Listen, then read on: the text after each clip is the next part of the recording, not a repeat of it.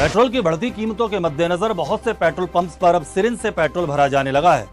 Petrol pump मालिकों का कहना है कि पहले तो 50-100 रुपए तक का पेट्रोल हम आराम से भर दिया करते थे, मगर कीमतें बढ़ने के बाद 50 रुपए तक का पेट्रोल पाइप के अंदर ही रह जाता है और बाहर नहीं निकल पाता।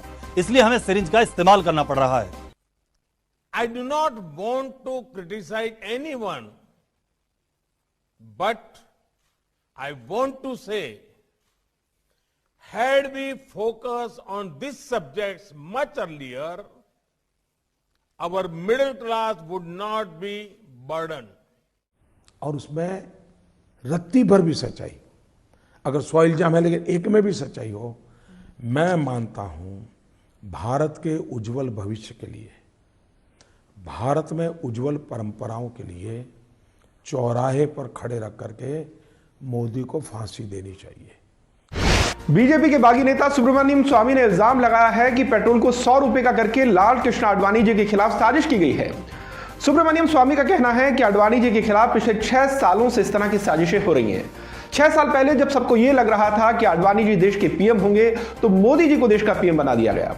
उसके बाद जब सबको यह लग रहा था कि आडवाणी जी देश के राष्ट्रपति होंगे, तो कोविंद जी को देश का राष्ट्रपति बना दिया गया। और उसके बाद जब सबको उम्मीद थी कि आडवाणी जी सबसे पहले 100 का आंकड़ा छुएंगे, तो मोदी सरकार ने जानबूझकर पेट्रोल को 100 रुपए का करके आडवाणी जी से यह उपलब्धि भी छीन ली। If you really think that you want to reduce the burden of the common man, the Congress party in the union ministry wouldn't have risen to the occasion to trouble the ordinary citizen with an increase of more than 7 rupees on petrol. It is the oil marketing companies of India who will have to say whether they want to cut it down, whether they have to go up, because technically the oil prices have been freed. Government has no control over it. It is the marketing companies which import the crude, refine it, then distribute it, put the cost for logistics and everything. आपको बता दें कि कल UP के दादरी में bike में petrol भरते वक्त गलती से सिरिंज ड्राइवर को लग गई, जिसके बाद वो बिना ब्रेक लगाए 100 ग्राम पेट्रोल में 50 किलोमीटर तक चला गया। घटना की जानकारी मिलने के बाद पेट्रोल पंप पर खुद को पेट्रोल का इंजेक्शन लगवाने के लिए लोगों में मारामारी मच गई, जिसके बाद भीड़ पर काबू पाने के लिए पुलिस को लाठीचार्ज तक करना पड़ा। इतना ही नहीं, ज्यादा एवरेज लेने के चक्कर में कूल्हे में इंजेक्शन लेने के बजाय कुछ लोग इसे सीधा पी गए, जिसके बाद उनकी ये हालत हुई।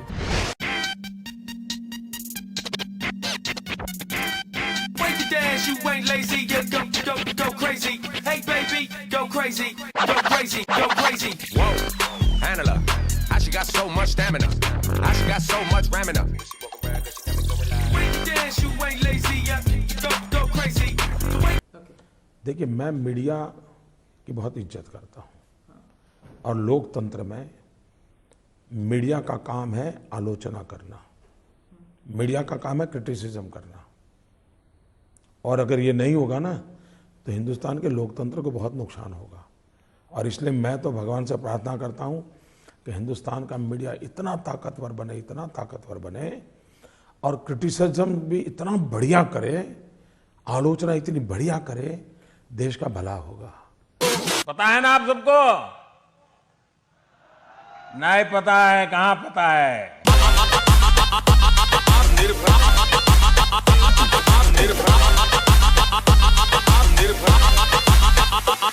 निर्भर भारत।